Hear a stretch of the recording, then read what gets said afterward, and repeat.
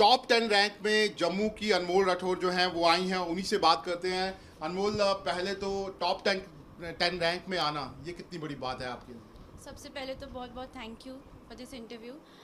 मैं कहूँगी काफ़ी बड़ी बात है। हमारे लिए लिस्ट में आना ही बहुत बड़ी अचीवमेंट मानी जाती है, क्योंकि इतना ज़्यादा टफ कंपटीशन है इस एग्ज़ाम के लिए। तो मुझे लगता है लिस्ट में आना ही नहीं, टॉप 10 रैंक भी पाना, मुझे लगता है वो एक अपने आप में बहुत बड़ी खुशी की बात है। And I feel very humbled and honoured. लेकिन अनमोल, आपकी क्योंकि जो जम्मू कश्मीर एडमिनिस्ट्रेटिव सर्विस का एग्ज़ाम हुआ था, आप फर्स्ट उसमें आई थी, तो लग नहीं रहा था कि अब तो मैं सेलेक्ट हो गई हूँ, ज़रूरत क्या है यूपीएससी की? नहीं, मुझे लगता है ऐसा कभी नहीं लगता है। हमें हमेशा लगता है कि हम एक स्टेप ऊपर जाएं या कुछ ज़्यादा करें। और जम्मू कश्मीर एडमिनिस्ट्रेटिव सर्विस में सिलेक्शन के बाद भी मुझे खुशी तो थी, पर मन में ये था कि जो बड़ा एम है जो मैंने साझा किया था, मैं उसको पूरा कर सकूं। तो इसीलिए मैंने कोशिश की कि मैं सर्विस के साथ ही इसकी भी प्रिपरेशन करते रहूं। तो अब जब आप तैयारी कर रही थी और सारी चीज़ें हो रही थी, क्या लग रहा था कि मतलब टेस्ट क्वालिफाई करना है, क्या ये रैंक आ जाएगा, लेकिन क्या ये लग रहा था कि मतलब टॉप 10 में ही आप आ जाएंगे? नहीं सर, वो तो डेफिनेटली नहीं लग रहा था। एंड द थिंग इज़ कि मैंने देखा है हमारे आसपास कितना कंपटीशन है। यूपीएससी को अगर हम प्रेस्टिजियस एग्जामिनेशन बोलते हैं and the most difficult examination बोलते हैं, मुझे लगता है उसका एक कारण ये भी है कि जो बच्चे इसके लिए प्रिपेयर करें, they are all very brilliant, very competent. और वो मैंने खुद देखा है कि कितने डिजर्विंग कैंडिडेट्स इस एग्ज़ाम के लिए प्रिपेयर करते हैं। तो मुझे लगता है कि जब मैं उनके साथ कम्पीट करी थी, मुझे लग रहा था शायद मैं उतनी वर्दी नहीं हूँ या मैं उतनी डिजर्विंग नहीं हूँ। बट फिर भी मेरा इसमें रैंक आया, तो वो मुझे ऐसा लग रहा है कि एक बहुत ही हम्बलिंग फीलिंग है कि भगवान ने ये मर्सी मुझे दी कि मुझ पे इतना अपना रखा आशीर्वाद कि मेरा क्वालिफाई हो गया। But at the same time मैं चाहूँगी कि जितने भी वो लोग जो इस एग्ज़ाम के लिए प्रिपेयर करते हैं और they are deserving, I hope कि उनका भी क्लियर हो जाए। तो अगर मैं अनमोल की बात करूं, यूपीएससी का सफ़र, ये सफ़र कैसा रहा और कैसे आपने यहाँ तक पहुँची? सफ़र मुझे लगता है आप कुछ लोग देखेंगे तो वो कहेंगे बहुत शॉर्ट जर्नी थी, कुछ ऐसा भी कह सकते हैं कि बहुत लंबी जर्नी थी। मैंने 2021 में ग्रेजुएशन कंप्लीट की अपनी बीए एलएलबी ऑनर्स। एंड उसके बाद से मैंने इसकी प्रिपरेशन स्टार्ट की। ये मेरा थर्ड अटैम्प्ट था, विच मीन्स कि मैंने 2 बार फेलियर्स भी देखे हैं इस एग्ज़ाम में। और मुझे लगता है उन्हीं से मुझे वो मोटिवेशन मिली कि no, I have to restart my preparation and then again prepare for the exam. मुझे लगता है कोई वैसे बड़े चैलेंजेस तो नहीं रहे मेरी जर्नी में जैसे काफ़ी लोगों के होते हैं।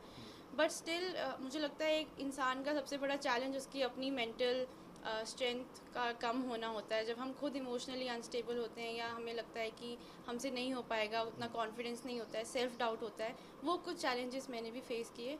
But I am happy that I was able to overcome those. तो क्या लगता है, क्या अगर सभी लोग आपको सुन रहे हैं, वो सोच रहे होंगे कि जो एस्पिरेंट्स हैं कि हमें क्या करना चाहिए, तो क्या करना चाहिए एक एस्पिरेंट को ये रैंक हासिल करने के लिए और साथ ही यूपीएससी क्वालिफाई करने के लिए? सर मुझे लगता है कि एक तो बेसिक रूल्स हैं जो हर टॉपर बताता है कि हमें अपने PYQs देखने हैं, सिलेबस को अच्छे से समझना है और रिवाइज़ करते रहना है, स्टैंडर्ड सोर्सेज को ही रेफ़र करना है, ज़्यादा मटेरियल यूज़ नहीं करना है फॉर आवर प्रिपरेशन। मुझे लगता है वही कुछ बेसिक रूल्स हैं जो सबको फॉलो करने चाहिए। Apart from that, given the fact कि अभी सोशल मीडिया एज है, डिजिटल मीडिया हर जगह इतना प्रेवलेंट है, एक एस्पिरेंट को सबसे ज़्यादा ध्यान ये रखना है कि वो डिस्ट्रैक्ट ना हो और सोशल मीडिया पे अपना ज़्यादा टाइम स्पेंड ना करें, क्योंकि सिर्फ आप इससे डिस्ट्रैक्ट नहीं होते हैं, आपकी मेंटल हेल्थ पे भी बहुत इफेक्ट पड़ता है। ऐसा कोई एस्पिरेंट होगा जिसने लाइफ में फेलियर्स देखे होंगे, और इस वक्त जबकि यूपीएससी का प्रीलिम्स बस 1 महीना दूर है, वो टॉपर स्टॉक्स देख रहा है, लोगों की सक्सेस देख रहा है। इस टाइम पे वो मोटिवेट नहीं होने वाला है टॉपर स्टॉक देख के, वो और ज़्यादा डीमोटिवेट होगा। तो इस टाइम पे उनको ये सब चीज़ें छोड़ के सिर्फ अपने सिलेबस और पढ़ाई पे फोकस करना चाहिए। और मुझे लगता है कि अगर आप ऐसा करेंगे और अपनी मेंटल हेल्थ का भी ध्यान रखेंगे तो definitely success will be theirs. हमने देखा पिछले कुछ सालों में जम्मू कश्मीर से खास तौर पर हम बात करें तो नंबर 1 रैंक भी यहाँ से आया, कई रैंक से यहाँ से आए, कई आईएएस ऑफिसर्स और आईपीएस ऑफिसर यहाँ से निकले। क्या वो भी एक इंस्पिरेशन है जम्मू कश्मीर के बच्चों के लिए, जो उनको इंस्पायर कर रही है आगे बढ़ने के लिए? I think definitely yes. जब हम देखते हैं कि जहाँ से हम बिलोंग करते हैं या जो हमारा सोशियो इकोनॉमिक बैकग्राउंड है, जो हमारी कंडीशंस हैं, अगर वहाँ से निकल के कोई बंदा इस एग्ज़ाम में सक्सेसफुल हुआ है, तो हमें रिलेटेबल भी लगता है और हमें लगता है कि अगर वो कर सकते हैं तो मैं भी कर सकती हूँ। मेरे लिए भी ये रहा है, मैंने जब देखा कि नहीं जेएनके के बच्चे और काफ़ी रिमोट एरिया से बच्चे निकल के एग्ज़ाम में सक्सेसफुल हुए हैं, तो मुझे लगता था if they can do it I can also do it, I should just not lose my heart. तो मुझे लगता है अभी भी इस बार भी काफ़ी सारे बच्चे सेलेक्ट हुए हैं, तो मुझे लगता है कि उनसे भी लोगों को इंस्पिरेशन मिलेगी। मुझे लगता है ऑब्वियसली इम्पॉसिबल नहीं है ये exam, it goes on to show, but यही है कि हमारी इंटेंशन, डिटर्मिनेशन, फोकस होना चाहिए, तो हम डेफिनेटली इसको सक्सेसफुल हो सकते हैं। गर्ल्स स्टूडेंट्स जो हैं, जो पूरे जम्मू कश्मीर में खासकर अगर हम बात करें, तो उनके लिए क्या बोलना चाहेंगे आप, जो जो करना चाहती हैं यूपीएससी? गर्ल्स के लिए स्पेसिफिकली यही मैसेज होगा मेरा, being a girl myself, I think there are certain things I would like to share. Firstly, कोई भी आपसे कहता है कि आप नहीं कर पाएंगी या आपसे नहीं होगा, आपको कोई ऐसी कंफर्टेबल जॉब ढूंढनी चाहिए जैसे कि माना जाता है एजुकेशन सेक्टर में या कुछ वैसी जॉब्स, तो उन पे फोकस मत कीजिए। आपका दिल अगर कहता है कि आपने सिविल सर्विसेज में जाना है या किसी भी और जॉब में जाना है, just prepare for it and do your best. Secondly, मैं फैमिली से कहना चाहूँगी गर्ल्स की, आई थिंक गर्ल्स से ज़्यादा उनकी फैमिली को बताना चाहिए कि अपनी बेटियों को सपोर्ट कीजिए, उनको पढ़ने दीजिए, because 50% of our population is women, but they are so under represented in the work force. This goes on to show कि female is very under represented. तो हमारी इकॉनमी की जो हम बात करते हैं अमृत काल की या इकॉनमी को डेवलप करने की, वो कैसे होगा अगर 50% of your population is in the home, they are just doing the unpaid labour. और ये बात मैं पहले भी कई बार बोल चुकी हूँ कि प्लीज़ अपनी बेटियों को पढ़ाइए और उन्हें किसी ना किसी तरीके से काम करने दीजिए। एंड वन मोर थिंग, जब भी एक लड़की घर से निकलती है कोई भी काम करने के लिए, पढ़ाई करने के लिए या जॉब करने के लिए, उसे, बिकॉज हमारी सोसाइटी का सेटअप ऐसा है, उसे 100 बातें सुननी पड़ेंगी। दिस इज़ अ रूल, वो नहीं भी चाहे कान बंद भी कर ले फिर भी सुननी पड़ेंगी। उसके मेरिट को हमेशा क्वेश्चन किया जाएगा और ये बोला जा सकता है कि उसे XYZ रीजंस की वजह से सक्सेस मिली है।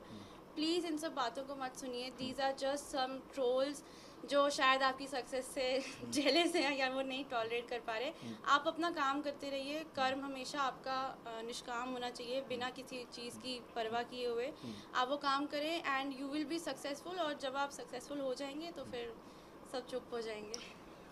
अनमोल ने क्या सपना देखा है, मतलब यूपीएससी तो आप कर रहे थे, लेकिन सपना आपने देखा होगा कि यूपीएससी क्वालिफाई करके जब आप एडमिनिस्ट्रेटिव सर्विसेज में जाएंगी तो क्या करने वाली है अनमोल? सर, क्योंकि मैं सर्विस में नहीं हूँ, मैंने हमेशा बाहर से ही देखा है सर्विस को, तो मेरी नज़र में सर्विस जो है it is public service, it's not bureaucracy, it's public service. And मुझे लगता है कि जब एक पब्लिक सर्वेंट, एक सिविल सर्वेंट बैठा है तो वो लोगों का सेवक है, ठीक है, तो प्रधान सेवक जो हमारे प्राइम मिनिस्टर कहते हैं, तो मुझे लगता है हमें भी उसी रास्ते पे चल के काम करना है वैसा ही। मैं चाहूँगी कि जब मैं कहीं जाऊँ, किसी जगह पे पोस्टेड हूँ, तो लोग ये ना कहें मेरी वहाँ से अगर ट्रांसफ़र हो जाए कि अच्छा हुआ ये गई, रादर देन वो ये कहें कि अच्छा हुआ ये आई थी और इसने हमारा कोई काम किया। मुझे इंट्रिकेसीज नहीं पता है अभी सर्विस की, पर मुझे ये पता है कि लोगों की हेल्प करने के लिए ये एक अच्छा सोर्स ऑफ एम्प्लॉयमेंट है, तो मैं चाहूँगी कि मैं भी वही कुछ कर सकूँ एंड लेट्स सी। आखिरी सवाल, क्या लग रहा है, क्या आपके पास तो सारी चॉइसेस ही है, आईएएस भी कर सकती हैं, आईपीएस भी, कोई भी कर सकती है, क्या आपने रखा है इरादा? सर, मेरी फर्स्ट प्रेफरेंस एडमिनिस्ट्रेटिव सर्विस ही है और मैं उसी में जाना चाहूँगी एंड आई होप। तो आप देख सकते हैं, ये है अनमोल राठौर, ये जम्मू कश्मीर से बिलोंग करती हैं और 7th रैंक इन्होंने ऑल इंडिया लेवल पे यहाँ पर लिया है। और साफ तौर पर इनका कहना है कि यूपीएससी के लिए जो बेसिक्स हैं वो तो सबको फॉलो करने ही पड़ते हैं, लेकिन कड़ी मेहनत जो है वो इसमें बहुत ज़रूरी है। वीडियो जर्नलिस्ट इजाज़ अहमद के साथ शाहनवाज खान, न्यूज़ नेशन, जम्मू।